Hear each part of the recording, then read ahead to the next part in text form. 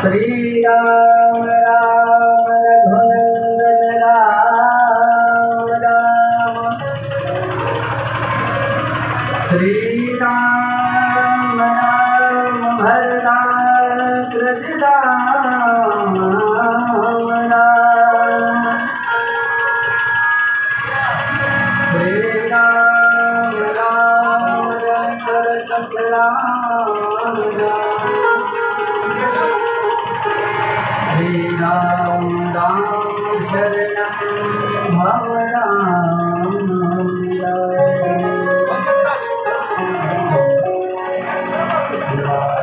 रामो मत्पिता रामचन्द्रः स्वामी रामसखा रामचन्द्रः सर्वस्वं रामचन्द्रो दयालु नान्यं जाने नैव जाने न जाने।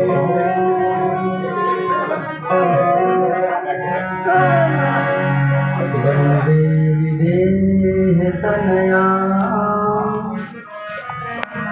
पदपुण्डरीकं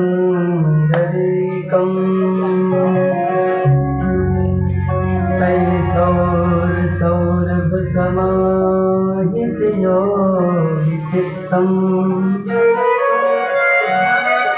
हन्तं त्रितापमुनिसन्मुनिहंससेव्यं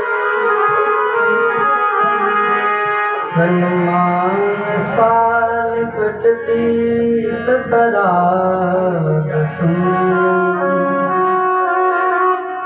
दुर्वादलद्धुतितरुणतरुणाजनेत्रं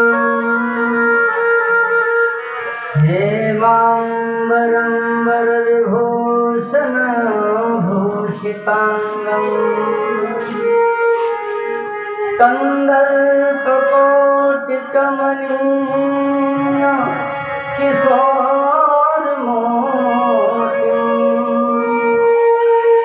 मूर्तिं मनोरथभुवं भज जानकीशम्।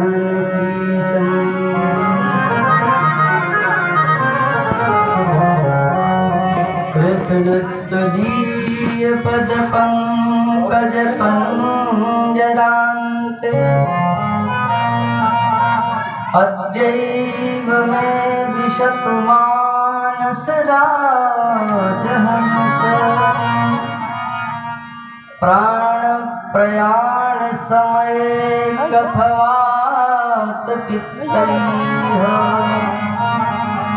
कण्ठावरोधनविधौ स्मरणं कृतस्ते मनोजवं मारुततुल्यवेगं जितेन्द्रियं बुद्धिमतां वरिष्ठं वातात्मजं वानरयूथमुख्यं श्रीरामदूतं शरणं प्रपद्ये। गुरुर्ब्रह्मा गुरुर्विष्णुः गुरुर्देवो महेश्वरः गुरुः साक्षात् परब्रह्मा तस्मै श्री गुरुवे नमः।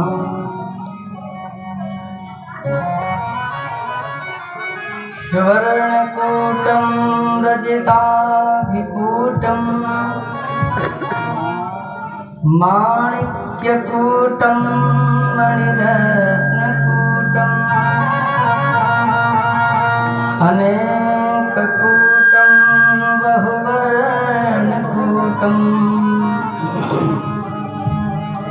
श्रीचित्रकूटं शरणं प्रपद्ये।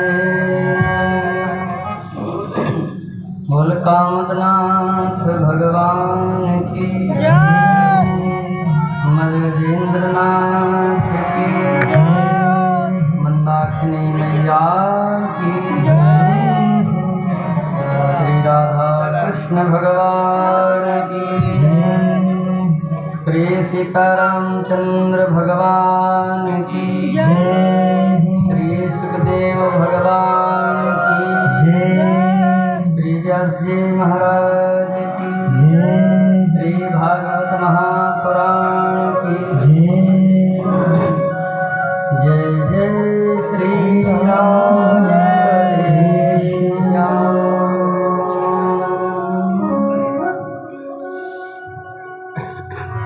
करुणा वरुणालय अकारण करुणा करणीय परब्रह्म परमात्मा श्री राधा कृष्ण भगवान के श्री युगल चरणों की वंदना करते हैं। श्री सीताराम जी महाराज को प्रणाम कर हनुमान जी महाराज की वंदना करते हुए भवानी शंकर को प्रणाम कर कामदनाथ महाराज माता मंदाकिनी को प्रणाम करते हुए भगवान के मंगलमय लीला कथा में अपने मन को लगाते हैं और भगवान की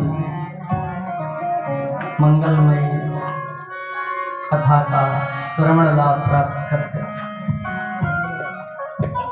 श्री वृंदावन धाम को वास भलो जहाँ पास बहे यमुना महारानी जो जन ध्याय के ध्यान धरे लाइन में चलते हैं वैकुंठ मिले तिनको राजधानी वेद पुराण बखान करे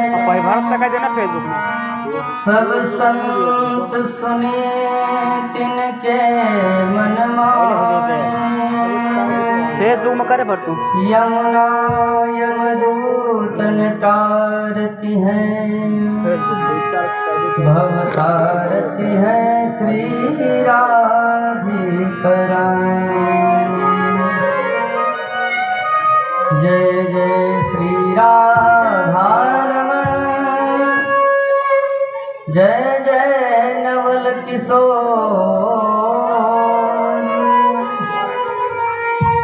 जय गोपी चित चोर प्रभु जय जय माखन चोर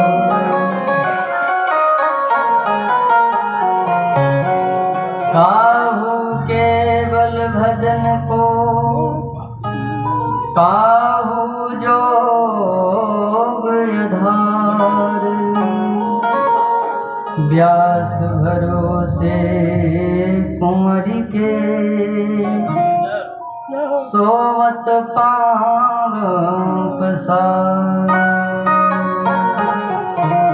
वो राधा रानी सरकार की जय। भगवान की इस मंगलमय कथा में बुध विश्राम सकल जन रंजन राम कथा कलि कलुष निभंजन। तो भगवान की कथा में हमारा मन सम्यक रूप से लगता रहे तो भगवान का नाम संकीर्तन और फिर भगवान की मंगलमय गोविंद जय जय गोपाल जय जय गोविंद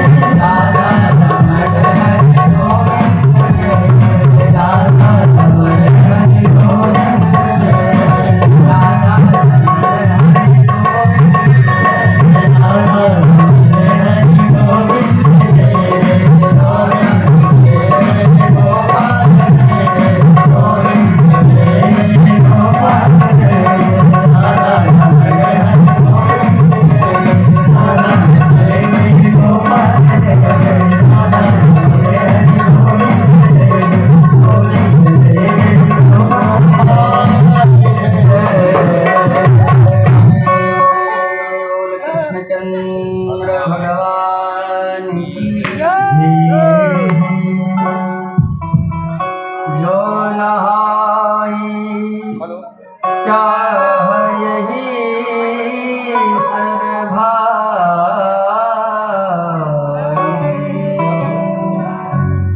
सो सत्संग करिय मन लाई।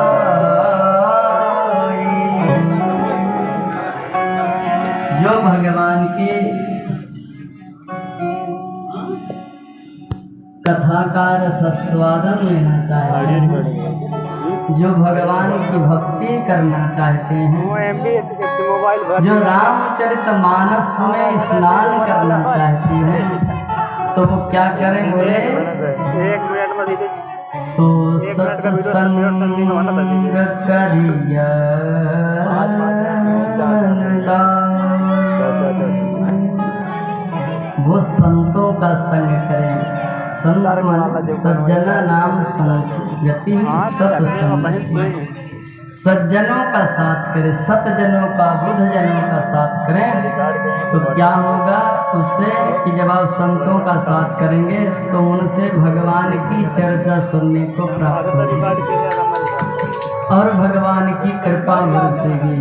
इसलिए संतों का साथ ही सबसे अच्छा है। सो सत्संग करिया मन लाई।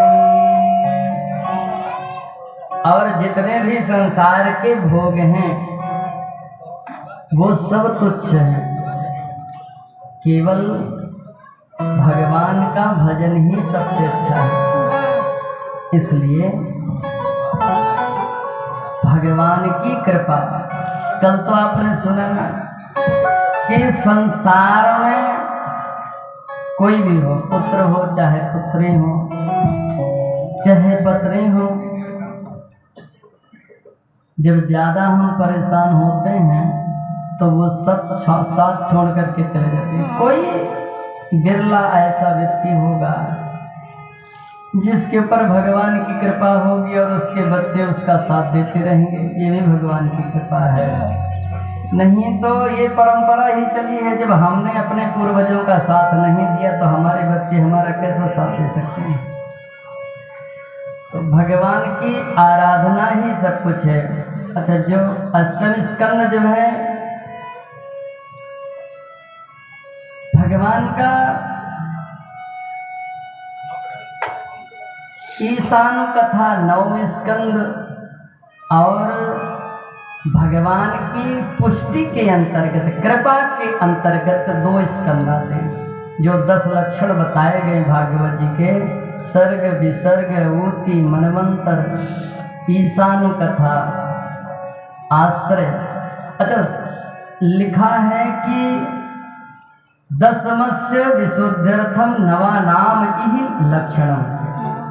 केवल 10वें को बताने के लिए 9 लक्षण बताए गए हैं। ऊतयः कर्म वासना, ये षष्ठम स्कंद ऊति के अंतर्गत आता है। और 7वां स्कंद पुष्टि में से है, भगवान का किस प्रकार से भक्तों पर कल्याण करते हैं। अष्टम स्कंद और नवम स्कंद, इनमें ईशानु कथा, इनके भेद बहुत है। हर मनुष्य चूंकि 10 लक्षण और 12 स्कंद, इसलिए 2 को एक साथ 2 बार कर देते हैं तो बराबर हो जाते हैं। तो नवा नाम यही लक्ष्मण। 10वां आश्रय। जीवन में आश्रय बहुत ही अच्छा होना चाहिए। यदि आपका आश्रय अच्छा नहीं है तो फिर आपका जीवन ज़्यादा सुखमय नहीं हो सकता है। आश्रय का मतलब है आप जिसकी बात मानते हैं, जिसको इंग्लिश में आप लोग आइडियल बोलते हैं। तो आश्रय आपका कितना अच्छा है ये आपके ऊपर निर्भर करता है। आश्रय अगर अच्छा नहीं है तो आप सन्मार्ग में न जा करके कुमार्ग में चले जाएंगे। भाई शराब पीने वाले का साथ करोगे तो शराब ही पियोगे। दूसरा थोड़ी जो 24 घंटे शराब वाले के साथ रहना तो करोगे क्या? पहले शराब की दुर्गंध आती है दूर से, लेकिन उसके पास बैठो, जो मदिरा बेचने वाला है उसके पास उसको दुर्गंध नहीं आती है। बहुत गंदगी में रहने वाले व्यक्ति को गंदगी लगती ही नहीं है। वहां से जो दूसरा व्यक्ति निकलता है उसको बहुत लगता है बदबू यहाँ बहुत ज्यादा है, लेकिन जो वहां रह रहा है उसको वो बदबू समझ में नहीं आती है। तो आश्रय अच्छा नहीं है, हमको समझ में नहीं आता है। हमारा आश्रय अच्छा नहीं है, दूसरे को समझ में आता है। इसलिए हमारे कबीरदास जी ने लिखा है कि निंदक नियरे राखिए आंगन कुटी छवाए। निंदा करने वाले आपके पास में होंगे तो आप जब गलत करेंगे तो वो निंदा करेंगे आपकी, तो आपको पता होना चाहिए कि हम गलत हैं। तो आश्रय बहुत जरूरी है। तो आश्रय का निरूपण करने के लिए भागवत जी में 10 लक्षण बताए गए हैं। आश्रय देखिए, आश्रय गलत होने पर कर्ण का जीवन देखिए, कर्ण का जीवन कितना अच्छा है। सूर्य पुत्र हैं, कुंती के पुत्र हैं, ये महान योद्धा है। कर्ण के बराबर दूसरा धनुर्धर जल्दी मिलने वाला नहीं है। अगर द्रोणाचार्य और भीष्म पितामह को छोड़ दिया जाए तो कर्ण के सामने खड़ा होने वाला कोई धनुर्धर नहीं था उस जमाने में, और सत्यवादी था। अगर उसने एक बार कह दिया तो कभी पलटने वाला नहीं था। लेकिन जीवन ज्यादा अच्छा इसलिए नहीं हो पाया क्योंकि उसका आश्रय अच्छा नहीं था। आश्रय उसका दुर्योधन और दुर्योधन का कपटी मामा शकुनी, ये उनके आश्रय थे। तो जब भी कर्ण कोई अच्छी बात कहता था तो शकुनी उसको काट देता था। तो उसका दुर्भाग्य देखिए, जब आश्रय हमारा नहीं अच्छा होता है तो हमारा दुर्भाग्य हमको इतना परेशान करता है। कर्ण का दुर्भाग्य देखिए, कर्ण को ये पता हो गया कि कुंती मेरी माँ है और ये 5 पांडव मेरे भाई हैं, द्रौपदी मेरी अनुज वधू है, अभिमन्यु मेरा भतीजा है। लेकिन भाग्य का खेल देखिए, आश्रय का खेल अपने भाइयों के साथ युद्ध करना, अपने भतीजे को मारना पड़ा घेर करके, जी अपराध करना पड़ा। केवल आश्रय अच्छा नहीं था, सब कुछ अच्छा होते हुए भी जिनके पास रहते थे वो अच्छे नहीं थे। इसलिए आश्रय अपना जो है बहुत ही समझ करके रखना चाहिए। हम किसके साथ रह रहे हैं और क्या कर रहे हैं, ये जीवन में बहुत जरूरी है। जब तक हम ये नहीं समझें कि कौन हमारा हितैषी है, किसके साथ रहने पर हमको हित होगा, तब तक आप अपना जीवन सुगम नहीं बना सकते। इसलिए बार बार ये कहा गया कि जो नहाय चाहिए सर भाई, सो सत्संग करी मन लाई। तो आश्रय तत्व का निरूपण करने के लिए आश्रय सबसे अच्छा, भगवान से अच्छा आश्रय कोई नहीं है। तो आश्रय बनाना है तो भगवान को बनाओ, भगवान के भक्तों को बनाओ। भगवता भक्ता, भगवान के भक्तों को आश्रय बना लो। और वो भक्त कैसे हैं, बोले जा ही न चाहिए कबहु किछ तुम सन सहज सने हो। जिनको कुछ संसार में कुछ लेना देना नहीं है, केवल भगवान का प्रेम चाहिए, बसहु निरंतर तास उर सो राहुल निज। तो आश्रय भगवान को बनाओ, भगवान के भक्तों को बनाओ, तो अनायास ही सारा काम आपका बन जाएगा। तो जब आप भगवान का नाम स्मरण करेंगे तभी ना सारा काम बनेगा।